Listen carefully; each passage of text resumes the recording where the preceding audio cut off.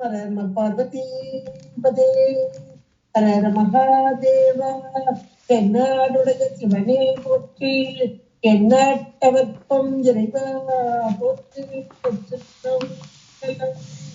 பொய்யான திருமேனி உமைக்கான மிகவும் கலிஞான வரஞானை கடல் மரவாமல் அடியாழும் மலத்தோடும் அடியான உழமாலும் மலிதாக வினை பூண்ட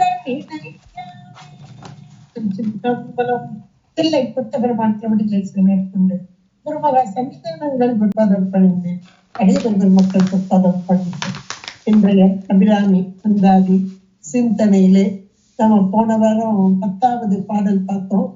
நின்றும் இருந்தும் கிடந்தும் நடந்தும் நினைப்பது உன்னை, என்றும் வணங்குவது உன் மலர்த்தாள், எழுதாமறையின் ஒன்றும் அரும்பொருளே அருளே உமையே, இமயத்து அன்றும் பிறந்தவளே, அழியா முக்தி ஆனந்தமே என்பதாக நிறைவு செய்தார்.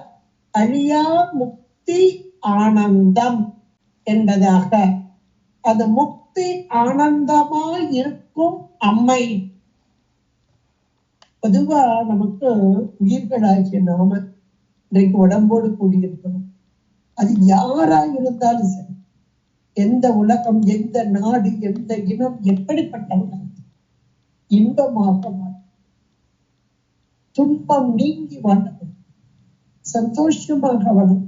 சந்தோஷம், மகிழ்ச்சி, இன்பம், எத்தனை எத்தனை வார்த்தைகள். ஒவ்வொன்றுக்கும் ஒவ்வொரு விதமா பொருள் கூட சொல்லுவாங்க, வேற வேற பொருள். எப்படி பார்த்தாலும் இது இன்பம், அதாவது துன்பம் நீங்கிய நிலை. அவரவர் நிலையிலே ஒவ்வொருத்தரும் ஒவ்வொரு நிலையில இருப்பார். ஒவ்வொரு விதமான கல்வி, ஒவ்வொரு விதமான வேலைகள், ஒவ்வொரு விதமான நிலையில இருப்பார். எந்த நிலையில் இருந்தாலும் அவர்களுக்கு உரிய இன்பத்தை அனுபவிக்க வேண்டும். ஏன்னா உயிர்கள் என்பது நம்முடைய சாஸ்திர வழி பார்த்தால் அனுபவிக்கும் ஒரு பொருள். அந்த அனுபவம், அனுபவிக்கிற 3 பொருள், அந்த 3 பொருள்ல உயிர் ஒன்று. அந்த உயிர் அனுபவிக்கும் பொருள்.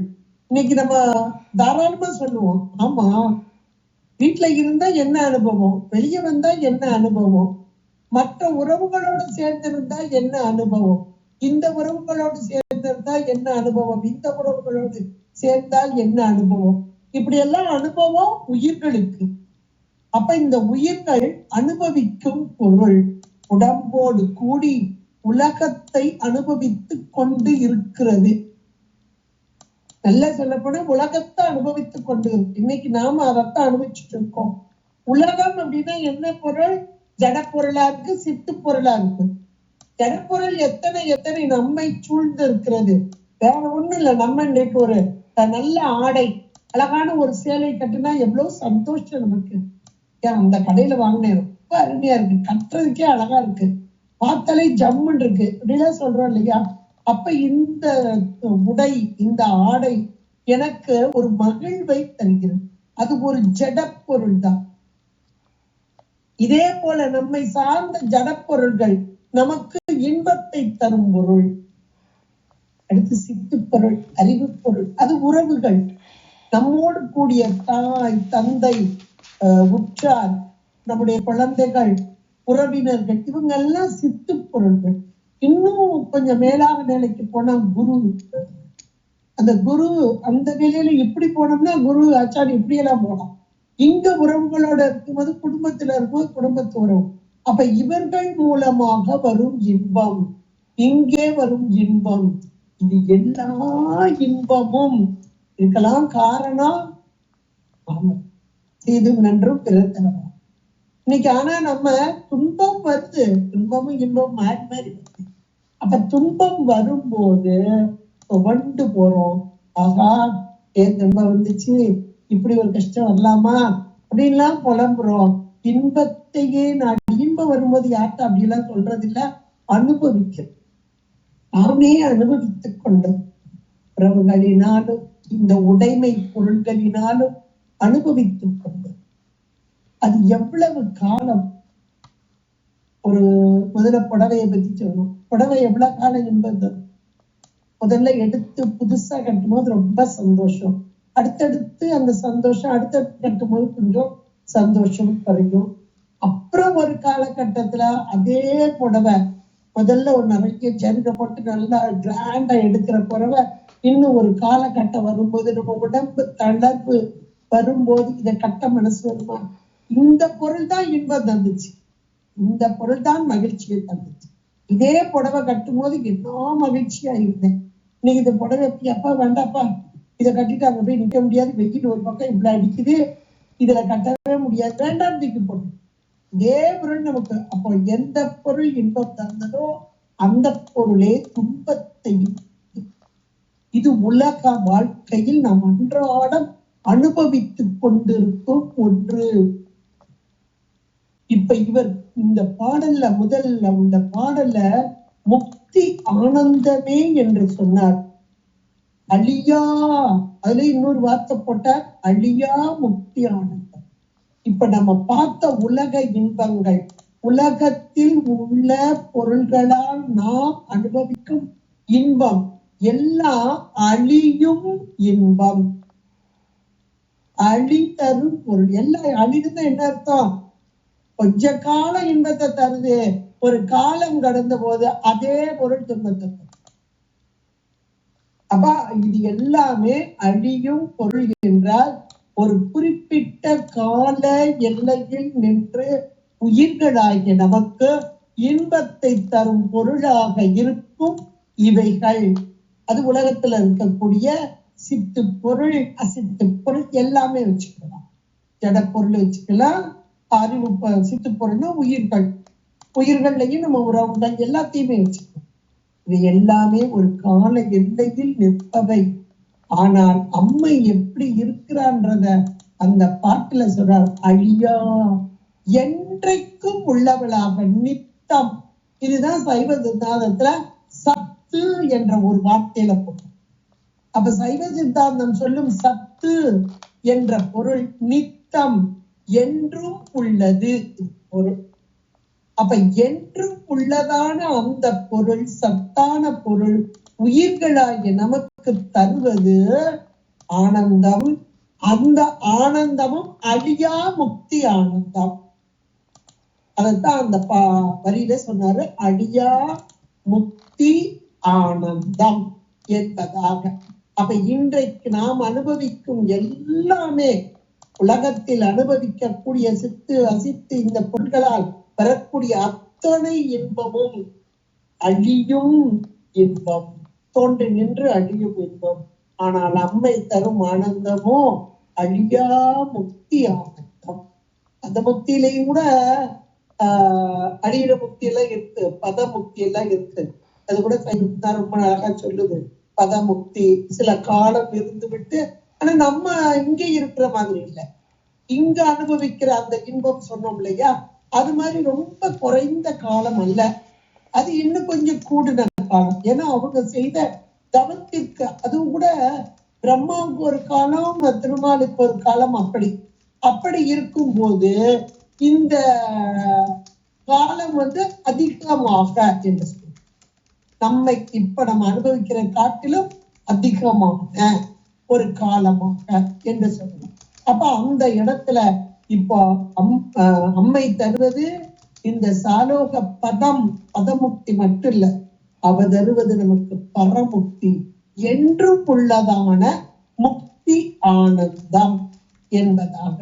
அந்த முக்தி ஆனந்தம் எப்படி இருக்குன்றதான் நம்ம அருளாளர்கள் ஒவ்வொரு திருமுறையாகட்டும், திருப்புகளாகட்டும், திருவாசகமாகட்டும் எல்லாவற்றிலும் நமக்கு எடுத்து, சாத்திரங்களாகட்டும் அத்தனையிலும் எடுத்து சொன்னோம். ஏன்னா உயிர்களாகிய நாம் அனுபவிக்க வேண்டியது இதுதான், நித்தமான அந்த ஆனந்தம், அழியாத அந்த ஆனந்தம், முக்தி ஆனந்தம். இதை நாம் அனுபவிக்க வேண்டும் என்பதற்காக இவ்வளவு ப்ராசஸ் நமக்கு இந்த உலக போகத்தெல்லாம் முதல்ல அனுபவிக்க கொடுத்து, அதன் பின்பாக இதுல ஒரு வெறுப்பு வர வைத்து, அதன் பின்பாக அந்த ஆனந்தத்தை நாம் அடைய செய்கிறார் இத நம்ம படிக்கிறோம், சாத்திரமாக தோத்திரமாக இப்படி எல்லாம் படிச்சுட்டு வரோம். இதுல அபிராமி அந்தாதி, இந்த அபிராமி பட்டர், அந்த சுப்பிரமணியன் என்று சொல்லக்கூடிய அந்த அந்தனர் அம்மையின் அருள் பெற்றவர்.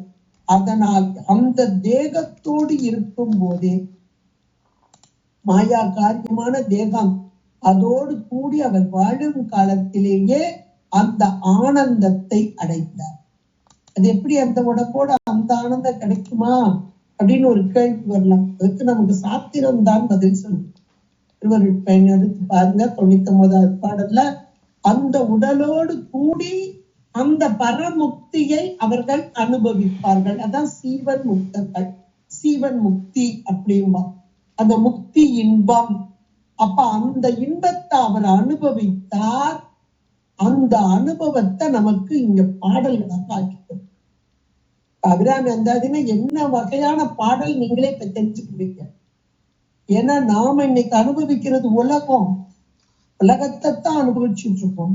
இதுல வர்ற இன்ப துன்பங்களை அனுபவிச்சுட்டு இருக்கோம். ஆனா அபிராமி பட்டர் முழுக்க முழுக்க அன்னையின் அருளோடு கூடி நின்று அந்த முக்தி ஆனந்தத்தில் திளைத்து நின்றார். அந்த ஆனந்தத்தை திளைத்து அந்த அனுபவத்தை பெற்றதால் அந்த அனுபவ வார்த்தைகள் வெளிவந்தன. இந்த வார்த்தைகள் எல்லாம் அவ்வளவு ஒரு அனுபவ வார்த்தைகள். அந்த அனுபவத்தை இந்த சொல்லாக்கி தந்ததால் இந்த சொற்கள் எல்லாம் திருவாக, அருளாக, அருள் வார்த்தைகள். அதனாலதான் இவ்வளவு காலமும் நிலைத்து நிற்கு. அதை மட்டும் நல்லா ஆழமா மனசுக்குள்ள பதிய வச்சு, இந்த வார்த்தைகள் ஏன் நிலைச்சு இருக்கு. இன்னைக்கு நம்ம திருமுறைகளை எடுத்துக்கோங்க, இந்த திருப்புகள் எடுத்துக்கோங்க. ஏன் இவ்வளவு காலம், எந்தெந்த காலத்துல தோற்றுவிக்கப்பட்டது. எல்லாம் கரக்கலமையெல்லாம் எந்த காலம், காலமேன்னு கணிக்க முடியாத ஒன்று. ஆனால் இன்றைக்கும் நாம இன்னைக்கு பாடிக்கிட்டு இருக்கோம், சிந்திச்சுக்கிட்டு இருக்கோம், அதனுடைய பொருளை உணர்ந்து கொண்டு இருக்கிறோம் என்றால் காரணம் என்ன? அது அவர்கள் அந்த முக்தி ஆனந்தத்தை அடைந்து அந்த நிலையில் வெளிவந்த சொற்கள். அந்த சொல் அப்படின்னாலே நமக்கு சுத்தமாயின் காரியம். அது கூட திருவருளோடு கூடியதுதான், திருவருள் தான். அந்த திருவருள் இந்த சொற்களின் மூலமாக உயிர்களாகிய நமக்கு இந்த உணர்வுகள், இது எல்லாமே நமக்கு நன்மை தருவதற்கு. இல்லைன்னா நமக்கு எதுவுமே தெரியாது, உணர முடியாது. இந்த சொல் பிரபஞ்சம், பொன் பிரபஞ்சம் சொல்லி இந்த அத்துவாக்கள் மூலமாக தான் நமக்கு இவ்வளவையும் புரிய வச்சுட்டு இருக்கிறாங்க. உணர்வுகள் இது எல்லாம் கொடுக்கிறது யாரு? அம்மை, திருவருள். இது சாத்திரம் மிக தெளிவாக எடுத்துரைக்கிறது. அப்ப இந்த சொற்கள் அவர்களுக்கு வந்துனா அந்த அனுபவத்தில் வெளிப்பட்டது. எந்த அனுபவம்? முக்தி ஆனந்தத்தில். அந்த பாட்டுல கடைசியில் சொன்னார் பாருங்க, அழியா முக்தி ஆனந்தத்தில் வெளிப்பட்ட சொற்பிரவாகம், அனுபவித்த அனுபவம். அப்ப அந்த அனுபவம் எப்படி இருக்கும்? அனுபவிச்சவங்கிட்ட கேட்டா தெரியும், அவ்வளவுதான். அப்ப அனுபவிச்சவங்களாகிய இந்த அபிராமி பட்டர் அவர் சொல்றாரு பாட்டு, இந்த பாட்டுல அப்படியே அந்த ஆனந்தம் எப்படி இருக்கிறதுன்றத எல்லா பாட்டுலயுமே ஓரளவு சொல்லிட்டு வர. நம்ம ஒவ்வொரு பாட்டை எடுத்து பார்க்கும்போது அவர் அனுபவிச்ச அனுபவத்தை வெளிப்படுத்த இந்த பாட்டுல அவ்வளவு அழகா சொல்றாரு. ஆனந்தமாய் அந்த ஆனந்தத்தை அப்படியே கொண்டு வந்தார். அம்மை எப்படி இருக்கிறாள், எதை தருகிறாள் என்றால் அவள் ஆனந்த வடிவாக இருக்கிறாள். நமக்கு இறைவனுக்கு 8 குணங்கள் நம்ம சொல்றோம். 8 குணங்கள்ல 8வது குணமாக வருவது பேரின்பம் பொருள். பேரின்பம் தரும் பொருள். இங்க அம்மையை அப்படியே சொல்றார், ஆனந்தமாய் என்பதாக. அப்ப ஆனந்தம் என்பது நம்ம அப்பதே பார்த்துட்டோம், புத்தி ஆனந்தம் பார்த்துட்டோம். அது இருக்கட்டும், அது அப்புறமேல் கிடைக்க போகுது. இன்றைக்கு எனக்கு ஆனந்தம் என்பது எப்படி வரும் அப்படின்னா, இது கொஞ்சம் பக்குவப்பட்டவர்கள் உணர்ந்தும் போது அவங்களுடைய உணர்வுகள். நமக்கு இன்னும் பக்குவம் வரல, உடம்போடு கூடி உலகத்தை அனுபவிச்சுட்டு இருக்கோம். உலக அனுபவம் இருக்கும் வரையில் இறைவனை உணர முடியாது. ஏதாவது ஒரு வழிதான், இதை விட்டாத்தான் அதை பிடிக்க முடியும். இது சாத்திரம் மிக தெளிவாக நமக்கு எடுத்துரைக்கிறது. அப்ப இந்த உலக அனுபவமா அனுபவிக்கும் நமக்கு அந்த உணர்வு, அந்த ஆனந்தம் கிடைக்குமானா கிடைக்கும். எப்ப கிடைக்கும்? இது கையை விட்டு போகும்போது. இந்த ஆசை, அதான் ஆசா நிகழந்துகளா இனத்தின் பேசா அனுபூதி பிறந்ததுவே. ஆசை இது இந்த விருப்பத்துக்கு காரணம், இந்த அனுபவத்துக்கு காரணம், உலக இன்பத்தை அனுபவிக்க காரணம் நம்ம உயிர்ல இருக்கக்கூடிய அந்த விருப்பு. இந்த கருவிகரணங்கள் கூட்டி வைக்கப்பட்டது இந்த மனம்ன்ற கருவி தானே போய் பற்றுதல். இப்படி எல்லாம் நம்ம படிச்சிருக்கோம். அப்ப இந்த இடத்துல ஆனந்தம், ஆனந்தமாய் நிற்கும் அந்த பொருள், அந்த ஆனந்தத்தையும் ரெண்டு கேட்டகரியா நமக்கு பிடிக்கிறாங்க சாத்திரத்துல.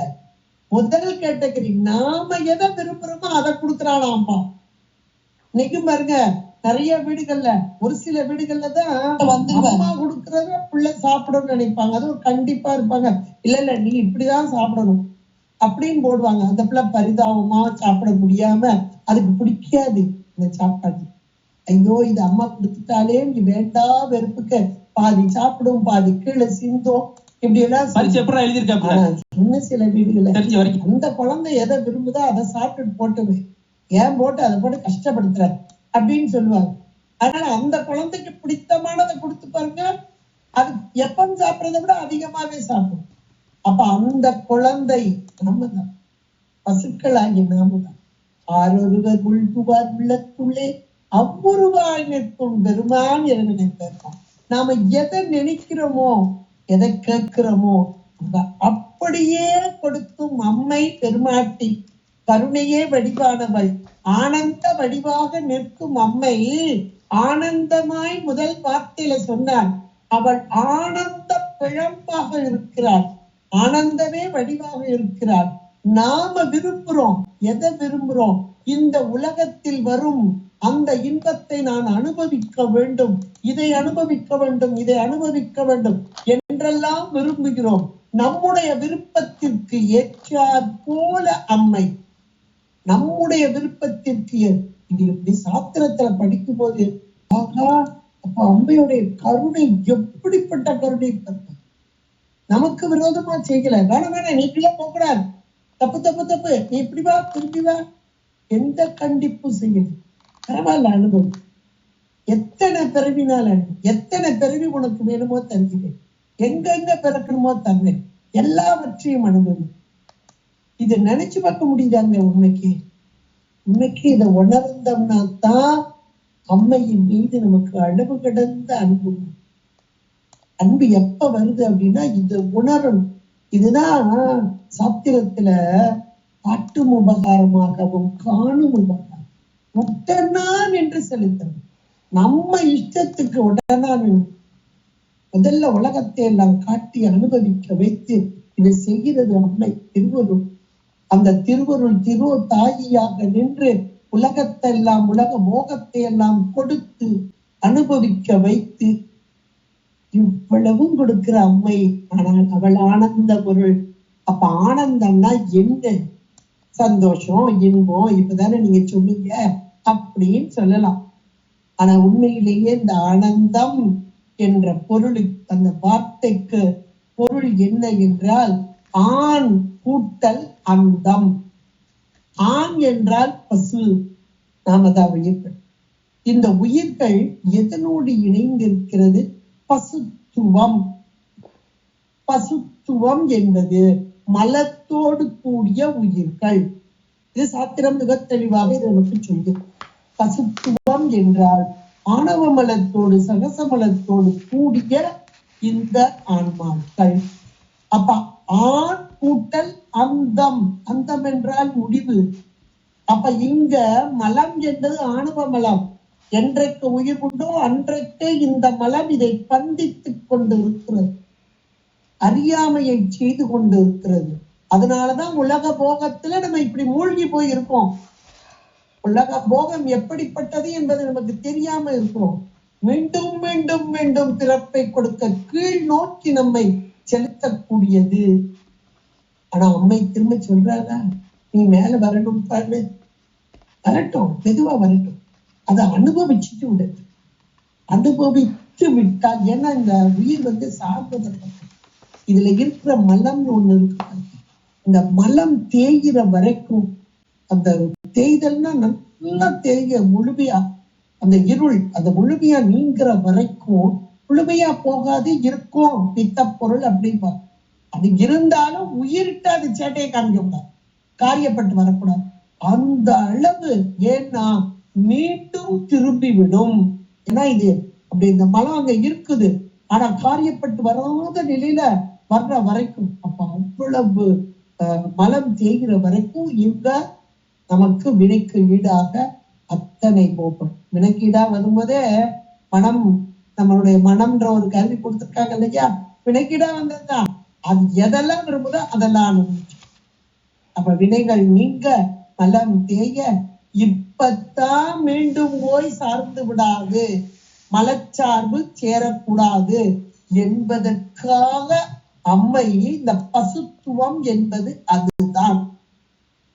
மலத்தோடு கூடிய ஆன்மா மலம் நீங்க பெறும் பொழுதுதான் இந்த ஆன்மா உண்மையான இன்பத்தை அடைய முடியும்.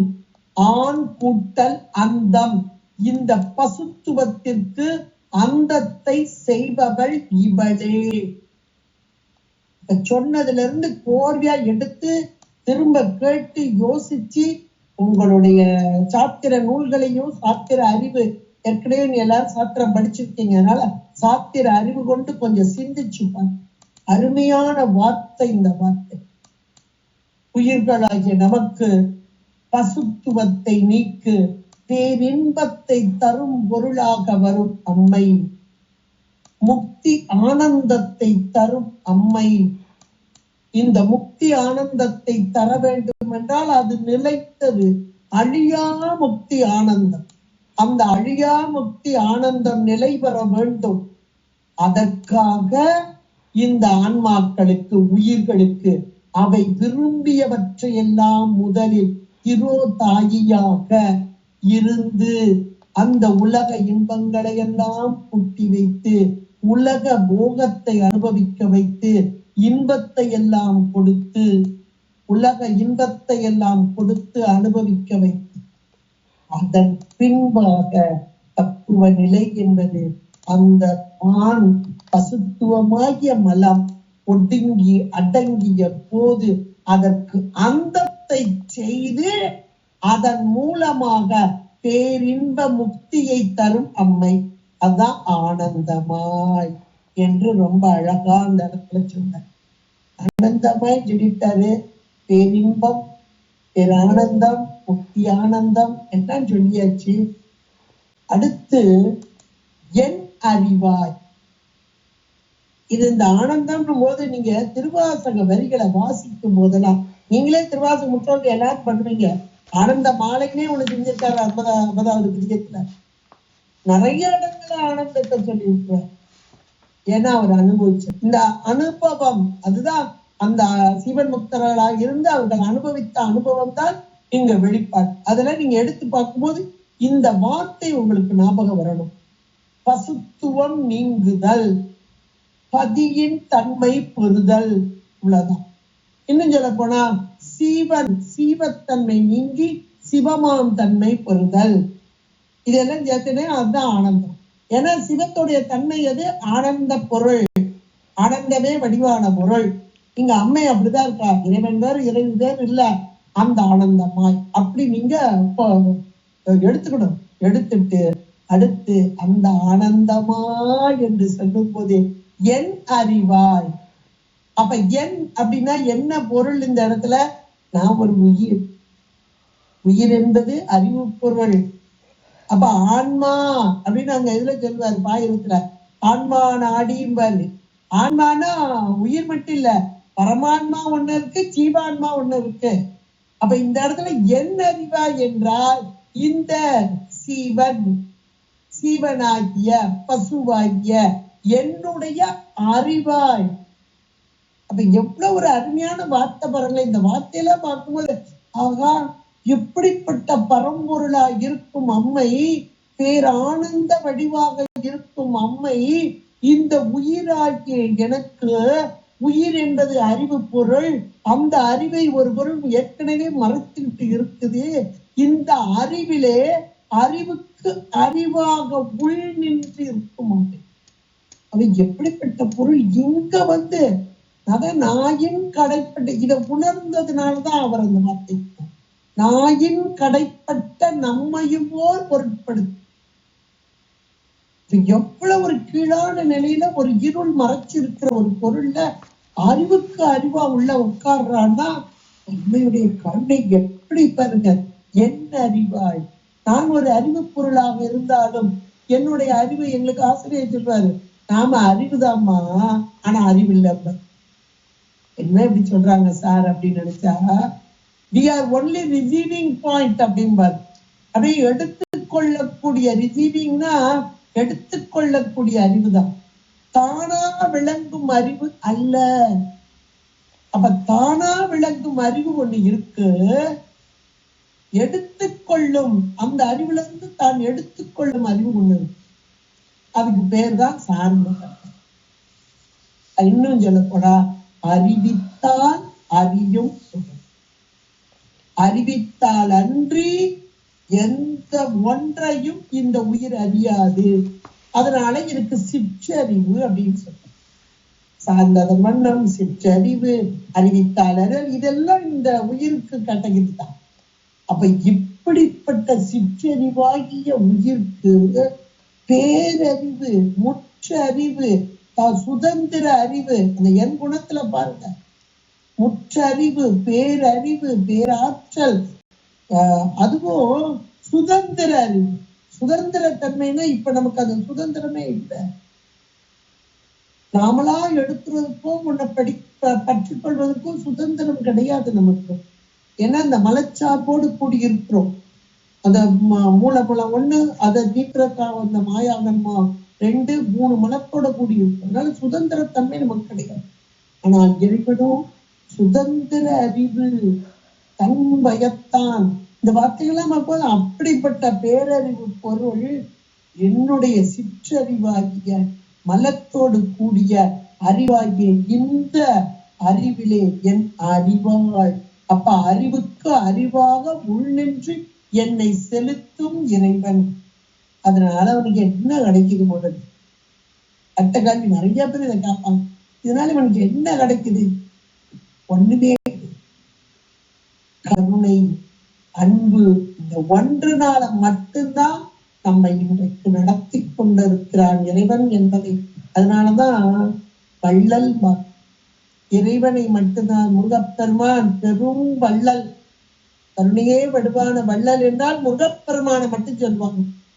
கட்ட மாத்திரத்துல, நினைத்த மாத்திரத்துல அள்ளி அள்ளி கொடுக்கும் வள்ளல் பிரான் அப்படின்னா. யார் எதை கட்டாலும் அப்படியே அள்ளி கொடுக்கிறது. அதுல அம்மையும் சொல்லுவாங்க.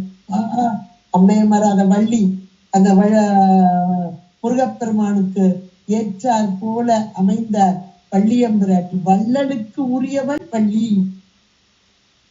வள்ளன்மை தன்மை என்றால் எந்த ஒன்று எதிர்பார்ப்பும் இல்லாமல் கேட்டவர்கள் கேட்ட மாதிரியாக அள்ளி கொடுக்கும் தன்மை வள்ளல் தன்மை. அந்த வள்ளலுடைய மனைவி வள்ளி அம்மை.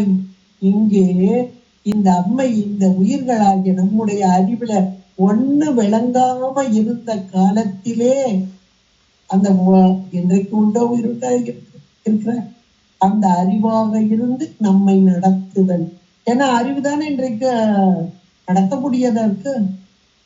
அறிவில்லாம எந்த ஒரு காரியமாவது செய்ய முடியும் பாருங்க, யோசிச்சு பார்த்துட்டீங்க. இந்த கருவிகரணங்களோடு கூடிய அறிவு இன்னைக்கு நமக்கு. இந்த உயிர் அறியும் பொருள், அந்த அறியும் பொருளும் உடம்போடு கூடி, உடம்பு என்பது கருவிகரணங்கள் சேர்க்கப்பட்டது. இறைவன் கருணை கொண்டு நமக்கு சேர்த்திருக்கிறார். இந்த கருவிகரணங்களால் தான் அறிவு விளங்க பெறக்கூடியவர்களாக இன்றைக்கு நாம் இருக்கிறோம். இன்றைக்கு நாம் இருக்கிறோம்னா கருவிகரணங்களுடைய அறிவு, அதன் மூலமாக பெறக்கூடிய அறிவு. ஆனா கருவிகரணங்கள் இல்லைன்னா நமக்கு அறிவு விளங்காதா அப்படின்னு ஒரு கேள்வி நமக்குள் எழுந்தால், எல்லாருக்கும் எழுன்னு சொல்ல மாட்டேங்குது. ஏன்னா கொஞ்சம் சாத்திரங்கள், தோத்திரங்கள் இதெல்லாம் படிக்க ஆரம்பிச்சுட்டா எழ ஆரம்பிச்சோம். அப்படி எழுந்தால் இந்த கருவிகரணங்கள் இல்லை என்றால் நமக்கு அறிவு விளக்கம் வருமோ வராதோ? விளங்கிய அறிவு விளங்கா அறிவு என்றெல்லாம் வரும். அப்ப விளங்கிய அறிவு இந்த உயிர்களாகிய நமக்கு விளக்கம் தருவதற்காக வந்த அறிவு எப்படிப்பட்ட அறிவாக வருகிற? உள்ள இருந்துதான் இறைவிதான் நடத்துறா, அம்மைதான் நடத்துறா, திருவருள் தான் நடத்துது. அப்ப அந்த திருவருள் அறிவு, அப்ப கருவிகரணங்களின் மூலமாக பெறும் அறிவு என்பது ஒன்று உண்டு. இன்றைக்கு சேர்த்து வைக்கப்பட்டிருக்கிறது. அம்மை திரோதாயியாக இருந்து இந்த உடல் கருவிகளை நமக்கு சேர்த்து வைத்திருக்கிறாள். ஆனால் ஒரு பக்குவ நிலை, அதுதான் இந்த மலம் பரிபாகம் அடைந்த போது கருவிகரணங்கள் நீங்கிய நிலையிலே அறிவு விளங்க பெறும் இந்த ஆன்மாவுக்கு. அப்பமும் தானாக அறிவு விளங்காது, திருவருளே அந்த அருள், அந்த திருவருள் இந்த அம்மை நம்முடைய அறிவிலே அப்பமும் அறிவுல நிக்கிறா, இப்பமும் நிக்கிறா. அதுல நிக்கிறதுக்கு ஒரு வேறுபாடு, இதுல நிக்கிறதுக்கு வேறுபாடு. அதுல நிற்கும் போது உலக போகத்தை எல்லாம் தந்தால், இங்கே உலக போகங்கள் வேண்டாம், கருவிகரணங்கள் எண்ணின் வேறானது என்று உணர்வு வந்த போது சிவ அனுபவம், சிவ ஆனந்தம், இந்த சிவ போகம் இதை தரும். அப்ப என் அறிவாய் நிற்கும் அம்மை பிராட்டி, ஆனந்தமாய் நிற்கும் பிராட்டி, என் அறிவாய் நிற்கும் பிராட்டி அம்மை எப்படி இருக்கிறாளா? நிறைந்த அமுதமுமாய் இருக்கிறாளாம். அமுதம் என்றாலே நமக்கு தெரியும். பிரதோஷம், நேரத்துல பிரதோஷம், அக்கடல தேவர்கள் கடைந்தார்கள். கடைந்த போது முதல் அமுதம் வேண்டி கடைந்தார்கள். வந்தது என்னவோ நெஞ்சு இறைவன் பெருமான் கண்டத்திலே அடக்கினார். அதன் பின்பாக வந்த அமுதத்தை திருமால் பங்கிட்டு கொடுத்தார். எல்லாம் நமக்கு புராண வரலாறுலாம் ஓரளவுக்கு. திருமால் பங்கிட்டு கொடுத்தார், எல்லாரும் சாப்பிட்டாங்க. ஆனா தேவர்கள் எத்தனை பேரு சாகாம இருந்தாங்க? பிரம்மன், திருமால், இந்திரன் எல்லாரையும் வரிசையா எடுப்பாங்க. 100 கோடி பிரம்மர்கள் 9 பேர். இப்ப வரிசையா நமக்கு அப்பெருமான் தேவர்னு சொல்லிட்டு இல்லையா? அப்ப அவங்க எல்லாம் இன்னைக்கு பிரம்ம கபாலத்தை தான் தலையில வச்சிருக்கிறாரு, மார்பிள வச்சிருக்கிறார் அப்படின்னு நம்ம படிக்கிறோம். அப்ப அவங்க எல்லாம் அமிர்தம் சாப்பிட்டவர்கள். அப்ப அமிர்தம் சாப்பிட்டாலும் மரணம் உண்டா? உண்டு. ஆனா நஞ்ச சாப்பிட்டவர் அப்படியே இருக்கிறாரு. அமுதத்தை சாப்பிட்டவங்க என்ன, அவங்களுக்கு குறிப்பிட்ட கால எல்லையிலிருந்து கொஞ்சம் நீட்டி. இதை நம்ம எப்படி புரிஞ்சுக்கலாம் அப்படின்னா, இப்ப உலகத்துல நம்ம வாழும்போது பாத்தீங்கன்னா சாப்பாடுதான் நமக்கு அமுதம் சொல்லுவோம். ஏன்னா சாப்பிடலன்னு நம்ம வாழ முடியாது. இந்த உடலுக்கு வேண்டிய உணவு ஒரு, அதுவும் நம்ம ஒரு வயசுக்கு தகுந்தார் போல. சின்ன குழந்தைங்கன்னா எவ்வளவு, பெரியவங்கன்னா எவ்வளவு, ஒரு வயசாயிட்டாங்கன்னா எவ்வளவு சாப்பாடு, இதெல்லாம் ஒரு நிர்ணயம் தானே. இவ்வளவு வயசாயிட்டு இனி இவ்வளவுதான் சாப்பிடணும், இதைத்தான் சாப்பிடணும், என்ன பலகாரம் வேண்டாம், உப்பு வேண்டாம், காரம் வேண்டாம், இனிப்பு வேண்டாம், இதெல்லாம் டாக்டரா சொல்லுவார். நம்மளா விடலைன்னா டாக்டரா சொல்லுவார், விட்டுத்தான் ஆகணும். எதுக்காக விடுவோம்? டாக்டர் சொன்னா உடனே விட்டுருவோம். ஏன் அப்படின்னா, இந்த உடம்போடு இன்னும் சில காலம் நாம் வாழ வேண்டும் என்ற எண்ணத்தில். அல்ல யோசிச்சு பாருங்க, நீங்க சாப்பாடுல எத்தனை ரெஸ்ட்ரிக்ஷன் நம்ம கொண்டு வரோம். அதுக்கு காரணம் ஆரோக்கியமாக வாழ வேண்டும், இன்னும் கொஞ்சம் வாழ்நாளை நீட்டித்து வாழ. அப்பவும் சொல்லுவோம் சிலர், இன்னும் கொஞ்சம் சாப்பாடுல கண்ட்ரோலா இருந்தாங்கன்னா இன்னும் கொஞ்ச நாள் இருந்துக்கலாமே, சாப்பாடுல கண்ட்ரோல் இல்லாம போயிட்டாங்களே அப்படிலாம் சொல்லுவோம். அப்ப அந்த கட்டுப்பாடு, அப்ப அந்த சாப்பாடு எதுக்கு அப்படின்னா, இந்த உடலை ஆரோக்கியமாகவும் இன்னும் கொஞ்சம் அதிக காலம் நீட்டித்து வைப்பதற்கும். அப்ப இந்த உணவு அமுதம். இந்த உணவு எதுக்கு? உயிர் இந்த உடம்போடு வாழ்வதற்கு அமுதம். இந்த உயிர் இருக்கிற ஒரு இடம் இல்லாம இருக்க முடியாது. இந்த உலகத்தை அனுபவிக்கிறதுக்கு அது இருக்கும். உயிர் வைத்த பொருள் அது எங்கேயோ போய் உட்கார்ந்து கிடக்கும். இந்த உடம்போட இருந்தா தானே நமக்கு அனுபவம். இந்த வீட்டுல இருந்து இந்த குழந்தைகளோட, இந்த கணவனோட இந்த அனுபவத்தை அனுபவிக்கிறோம்னா இந்த உயிர் இந்த உடம்போட இருக்கணும். அப்பதானே ஒரு அனுபவம்.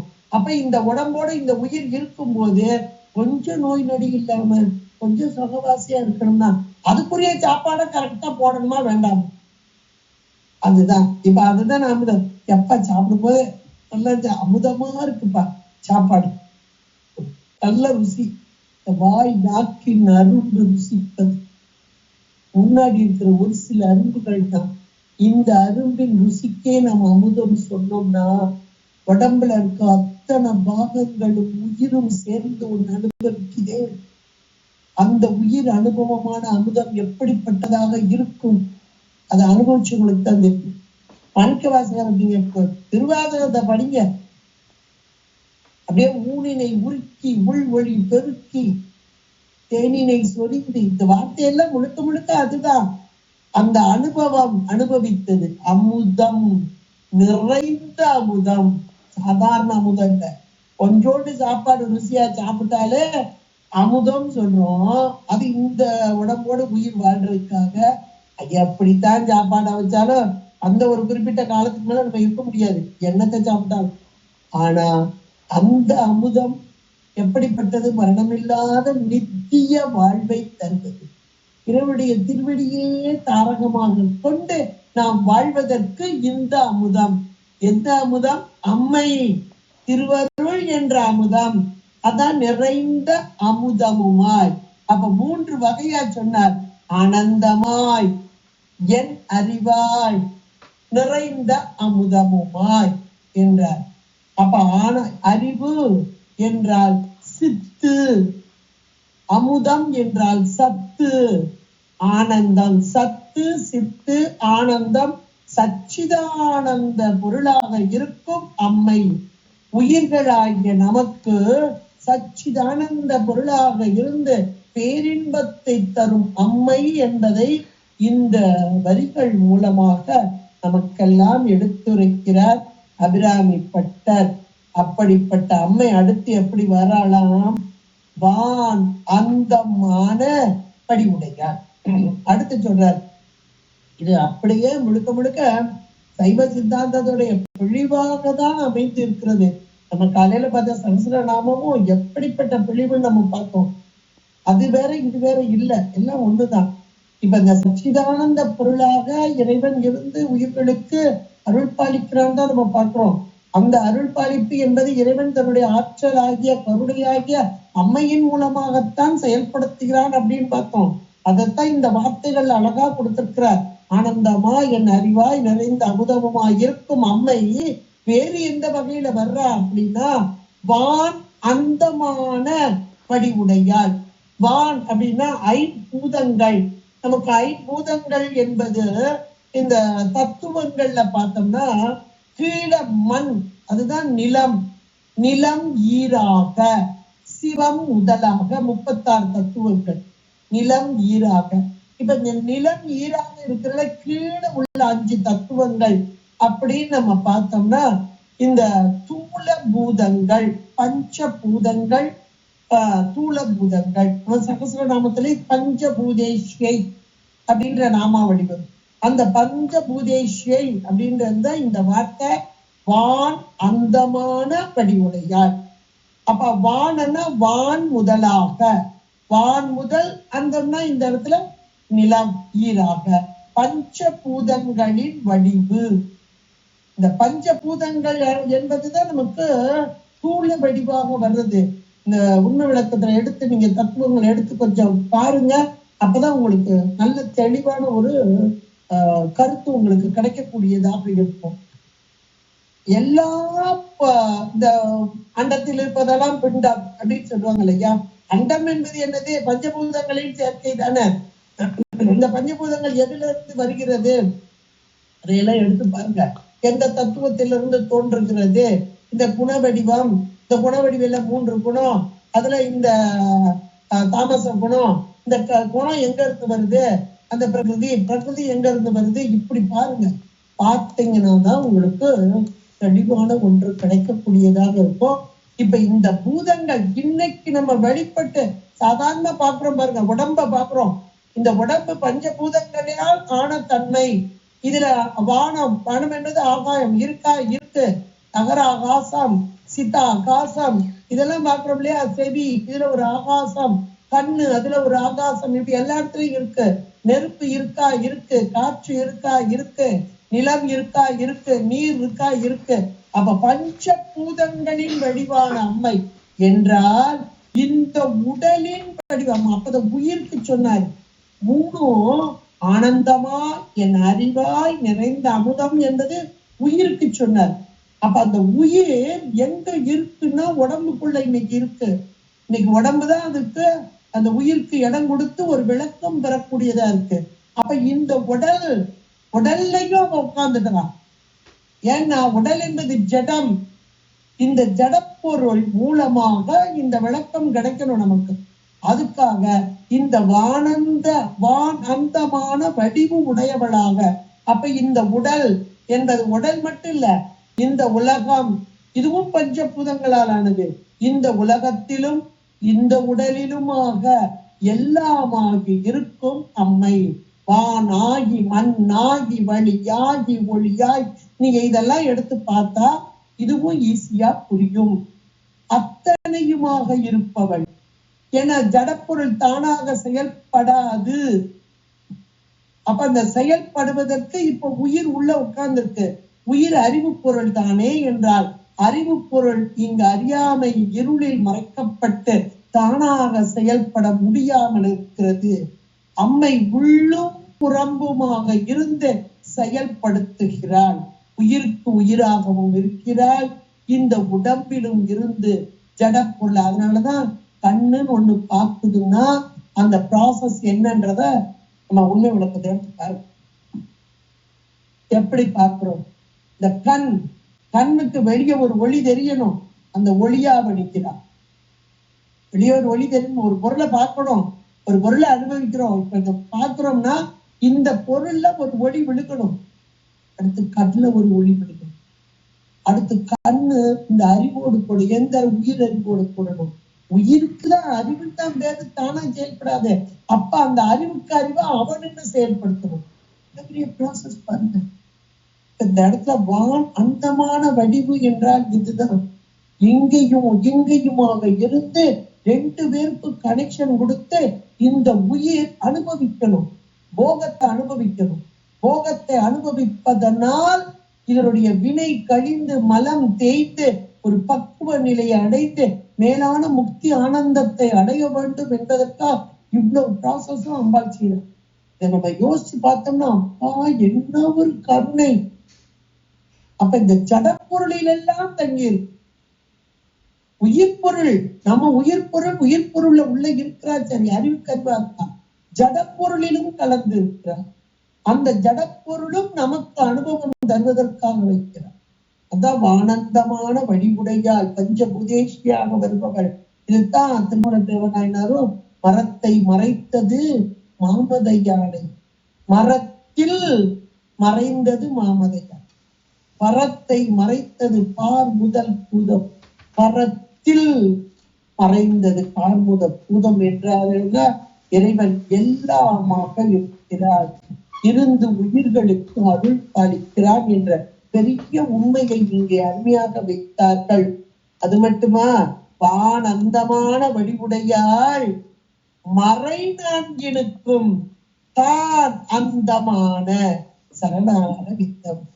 வானந்தம் அப்படின்றது ஜடப்பொருள், உலகம் ஜடப்பொருள், மாயையின் காரிய பொருள். மாயை ஒரு ஜடப்பொருள் தான்.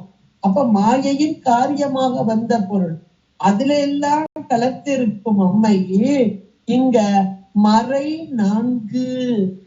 இந்த மறை நான்கு வேதம் சுருதி வழியாக செவி வழியாக கேட்கப்படுவது. இந்த மறை நான்கிற்கும் தான் அந்தமான சரண. அப்ப அம்மை இங்க எப்படி இருக்கிறான்னா, ஏற்கனவே நம்ம வேத வேத்தியாயை, வேதங்களை தந்தவனே இறைவன். அப்ப வேதங்களின் முடிவான வேதாந்தம் அப்படிம்பாங்க உபனிஷத்துக்கள், அதன் வடிவாக இருப்பவளும் இவளே. போன பாட்டிலே நம்ம பார்த்தோம், எழுதா மறையின் ஒன்றும் அரும்பொருளே. அதாவது வேதங்கள் சொல்லக்கூடிய ஞான பாகமாக, ஞான பாகம் தான் உபனிஷத்துக்கள். அதான் சிரசு, வேதத்தின் அந்தம் உபனிஷத்துக்கள், சிரசாக இருப்பவள். ஞான பாகமாக இருப்பவள். இந்த இடத்துலயோ மறை நான்கினுக்கும் தான் அந்தமான சரணார விந்தம். அவளுடைய திருவடி எப்படி இருக்குதா, அந்த மறை முடிவு அந்த வேதத்தின் முடிவிலே இருப்பதாக அருமையாக சொல்கிறார். அப்ப அந்த வேதம் எதை சொல்கிறது அப்படின்னா, அம்மையின் திருவடியை பற்றி கொண்டு திருவடியின் பெருமைகளை பறைசாற்றி கொண்டிருக்கிறது. ஞானமே வடிவான பரம்பொருளான அம்மை என்பதை இங்கே பறைசாற்றுகிறது வேதம். ஏன்னா ஞானத்தினாலன்றி ஞானத்தை அடைய முடியாது. வேதங்களை எல்லாம் இன்னைக்கு சொல்லக்கூடியவர்கள் எத்தனையோ பேர் இருந்தாலும் அந்த வேதங்களின் உட்பொருளான அம்மையை உணர்ந்தால் அன்றி அம்மையோடு இணைய முடியாது. நமக்கு இது அதைத்தானே சொல்றாங்க. இந்த பாடல்கள்லாம் படிக்கும் போது அதனுடைய பொருள் சொல்லிய பாட்டின் பொருள் உணர்ந்து சொல்லுவார் யாரு? செல்வர். அவங்க எங்க இருப்பாங்க? சிவபுரத்தின் உள்ள. இந்த வார்த்தையில அப்படியே திரும்ப திரும்ப இந்த வார்த்தையை சொல்லிப்பாங்க. பொருள் என்பது சிவம். அப்ப சொல்லிய பாட்டின் பொருள் ஞானமே வடிவான பாகம். அம்மை ஞானமே வடிவானவள். இதை வேதங்களெல்லாம் புகழ்ந்து பாடிக்கொண்டிருக்கிறது. அவருடைய திருவடி ஞானத்தை எடுத்து சொல்லக்கூடியதாக இருக்கிறது. அப்படிப்பட்ட அம்மை தான் அந்தமான சரணாரவிந்தம் தவள நிற கானம் தன் ஆடரங்காம் எம்பிரான் முடி கண்ணியது. இவளுடைய பெருமைகள் அத்தனையும் அப்படியே வரிசையா பட்டியல் போட்ட அபிராமி பட்டர் ஒன்றையாக சொன்னார். சொல்லிட்டு இந்த அம்மை வேறு இறைவன் வேறு அல்ல. அப்ப இறைவன் எங்க இருக்கிறான் அப்படின்றத ஒரு அருமையான வார்த்தையா சொல்றார். தவள நிற காணம். தவள நிற காணம் என்றால் சுடுகாடு. சுடுகாட்டுல சாம்பல், அதான் தவள நிற காணம். அதுலதான் ஆடிட்டு இருக்காரு. தம் ஆடரங்காம், அங்கதானே ஆடிட்டு இருக்கிறாரு. அது கூட பண்டரங்க கூத்தும்பார். சுவாமி ஆடுற கூத்திலேயே மேலான கூத்து பண்டரங்க கூத்து. சுடுகாட்டு இந்த வெண்காடு இப்படிலாம் சொல்லுவாங்க. நல்ல சாம்பல், வெண்மை நிறமான சாம்பல். அந்த சாம்பல் இருக்கக்கூடிய அந்த சுடுகாடு, அந்த இடத்தை தனக்கு இடமாக கொண்டு பண்டரங்க கூத்து ஆடும் இறைவன் எம்பெருமான் அப்படின்னு சொல்றாங்க. இதனுடைய பொருள் என்ன அப்படின்னா, ரொம்ப விளையாட்டா ஜோக்கா சொல்லும்போது எல்லாம் என்ன சொல்லுவாங்க, இந்த உயிர் நம்ம கூட்டெல்லாம் வராது, என்னைக்குனாலும் ஒரு நாள் அங்க வரோம், அன்னைக்கு நான் பார்க்கிறேன் நாங்க ஆடிக்கிட்டு இருக்காரு அப்படிப்பாங்க. எல்லாம் ஒரு நாள் அங்க வந்து வர வேண்டிய நாள், அன்னைக்கு பார்த்துக்கிறேன் அப்படிப்பாங்க. ஆனா அத்தனையிலும் நிறைந்திருக்கும் இறைவன் எம்பெருமான். இந்த உயிர்களுக்கு அந்தத்தை அதை முதல்ல சொல்லிட்டார். ஆண் அந்தம். அந்தம் என்பது பசுத்துவத்தை நீக்குதல். இந்த பசுத்துவத்தை நீக்குதல் தான் இந்த சுடுகாடு.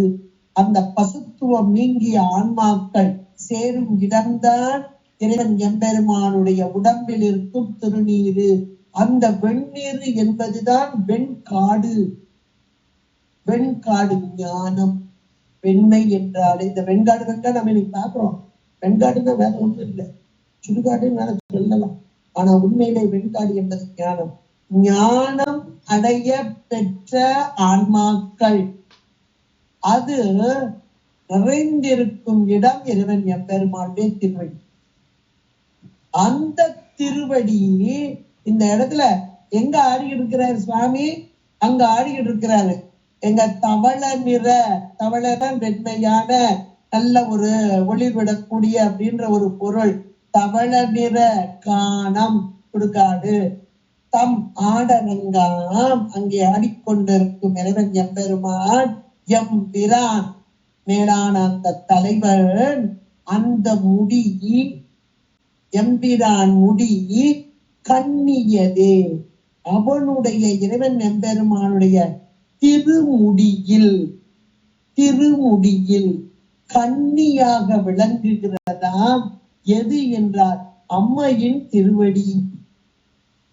கண்ணினா இப்படி இருக்கும், இப்படி இருப்பாங்க. கண்ணி அப்படிப்பாங்க. பூக்களை நல்லா வட்டமா அழகா நெருக்கா கட்டி இந்த கண்ணி அப்படிம்பாங்க. சுவாமிக்கு ரொம்ப பிடிக்கும் இந்த கண்ணியாக கொண்டு வந்து வைக்கிறது.